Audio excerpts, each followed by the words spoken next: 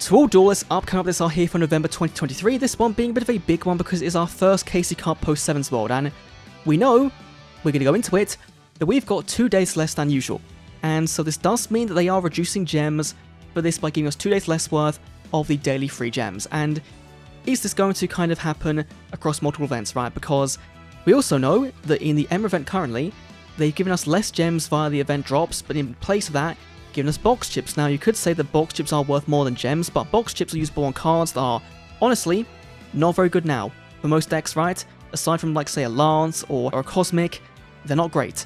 Then we've got Tokyo Mission Bingo with no confirmed cards, Grandpa coming as well with no confirmed cards, and this does take us up to where we know from the game, right? From leaks, we know there's no cards coming for Rush Duel. Before this, there's no card trader stuff, there's no ranked rewards.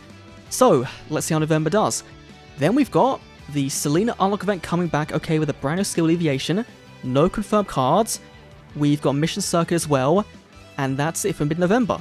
So let's find the skill and take a look. So I'm not a huge fan of alleviation, right? It's a 2-part skill, each effect is once per duel, and you either send Lunite from your graveyard to change a poly into Lunite Fusion, which could be okay, but I think you're playing 3 Fusion anyway, and so if this gives you 4, 5, 6 Fusions, then I guess, or you can send Lunite from your graveyard, send Lunite from your deck or extract to the graveyard. Now, this one is better because you have got some Lunites, right, like your big Leo Dancer, that does require a Cat Dancer, and so this would get around needing your opponent having a body on board to summon it, and so potentially could be a turn 1 play if you have the cards available, but you can't activate the effects of the monster sent to the graveyard or cast the same name, and so it does mean that to send a, say, Yellow Marten, after that in the turn, you can't bring her back.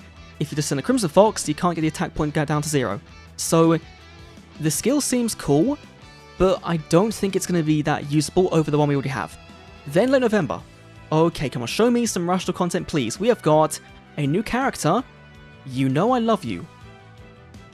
That is a quote that I have no idea what could be. Now, if it's a Rush character, it does kind of mean we're moving away from the pattern, right? Usually we would have expected a Rush character in October, we got it with Mimi, a bit earlier than usual, but it so happened, and then one in January. And so, if this is a Rush character, it's probably Roa. Roa's lead character of a band. This might kind of fit in with that, I'm not too sure, but we'll take a rain check on that one. Then we've got the Duel Quest, okay, and then we've got the Go Rush Festival, can't be that right, Go Hard Rush Festival, okay, running until December the 11th. So, this is like the KC Cup but for Rush Duel. Obviously, right, Stage 1, Stage 2, the big thing is does gain you access to Worlds, and I'm not sure if they'll do that this year. I'd like them to. Now, given this is a Rush event, I'm going to assume that's Roa. And so Roa is a very cool character because he's going to be bringing, potentially, a brand new archetype to the game in the Royal Rebels. So these are a group of light fiends, and the whole kind of point of these guys is that you're tributing some big guys to summon even bigger guys. So the main ace, Heavy Metal, during the time you summon it by tributing a level 5 or higher monster, you can pop 1 level 8 lower monster on your opponent's field with lowest attack points, which does mean you can't choose a Dragius. But if the Dragius is the only card on the field, then you can do. Also, you gain that attack points at the end of the turn. And so if you do pop a Dragius, that's a 5k attack body. If you pop a Dragorite, it becomes 4000. Either way, you're going to clear whatever your opponent has. And in Rush Duel, we've actually got a skill that works quite well with this, right? We've got the Tribute Boost skill, which is this one, right? Can be used on turn 4 normal by paying 1000 life points once per duel. 1/5 or higher monster you control in the field gains 500 attack points at the end of the turn, and can choose 2 tributes, but you can't attack directly. And so it would make this boy live. So that's very, very cool, but we could of course get a better skill for this one, more tailored to Roa and to the Royal Rebels, and of course it all depends on what we get around it, and hopefully we see some down trap cards in this box, right? So we assume this will be a mini box alongside this event. Now, thinking about it, if we go by the usual Duel Links, right, end of the year release schedule, right, so after this Rush Duel Cup, we should be getting a Speed Duel mini box, and a character in this slot. Like this kind of ends around the exact time we usually get a mini box and a raid event. And Robo's event not being a raid event is so dumb, actually thinking about it, given he missed out on one in Cross Duel, and his boss is kind of fitting for that. But I guess like December being the usual raid event slot would be fine for a speed character with a mini box, and then a main box on December 1st for Rush Duel. But then we expect a Rush Duel character in January, right? Probably Nail. But the problem with that is that that would then go alongside a Speed Duel main box. And so the schedule's kind of messed up, and they will want to keep the main box on New Year's Day, because in Japan it's a very big holiday, right? All the kids get their money from their parents, their relatives, and they spend it on Duel Links. So this schedule's a bit weird. And another thing is that, yes, this month has got rush content and speed content, kind of, but also it's very weirdly clumped, right? You know, we had the 7's World drop on the September 27th. We, of course, then had Mimi coming, so we had, what, 2.5, 3 weeks of 7's content. Then we had the Tag Duel Tournament, which was 80% speed content. We had Emma, we've had the KC Cub, and we've got Selena.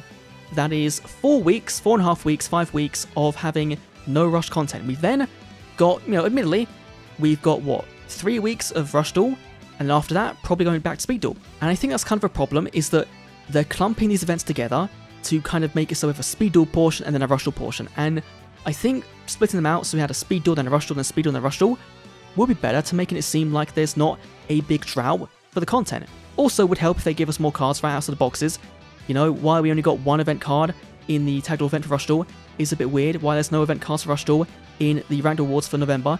I guess they're going to make it so you have to play more ranks. That's going to be your content for 3 weeks. So literally no rush content for over a month, which is, it's not fun, you know, on either side of the field, right? Speed Duel players can feel the same when Rush Duel comes out. You know, it's weird. I'm not a big fan, and I've said it in my last video, right, talking through the updates, and yeah, like, this will be fun, you know? But at the same time, looking at the events going forward, right, we've got Alito's Unlock happening again. That's probably going to be in December, so put that for, like, late December. We've then got potentially a Speed Character Unlock happening before that, so that's going to be a Speed month, right? Speed Character, Alito Unlock, and then a main box for 7's World without a character, Mimi's rerun in January, and then whatever. So it does seem like this whole clumping of some rush events and then speed events is going to stay, and I don't like it. But that's my opinion. Let me know the thoughts down below. You might be fine with it. And of course, the big thing is that this month, for November, is we're getting a character who has 270 gems in his unlocks, as opposed to a normal speed character would have 1,000 plus. And so there's going to be less gems compiled with the gems from the KC Cup being cut. Of course, we're getting a Rush KC Cup as well, which, you know, it does start on one day of November. So if you want to count as a November event, you can do, but it's a December event, really, honestly. Yeah, it's just, I don't know. I'm excited, of course, for this, but I'm not a huge fan overall of the kind of way they're going about it. So yeah, thanks for watching. I'll see you in the next Dawn video, which will hopefully be tomorrow, potentially, if we're doing a pack opening. I'm not sure yet. It really depends. I'll see you all then. Adios.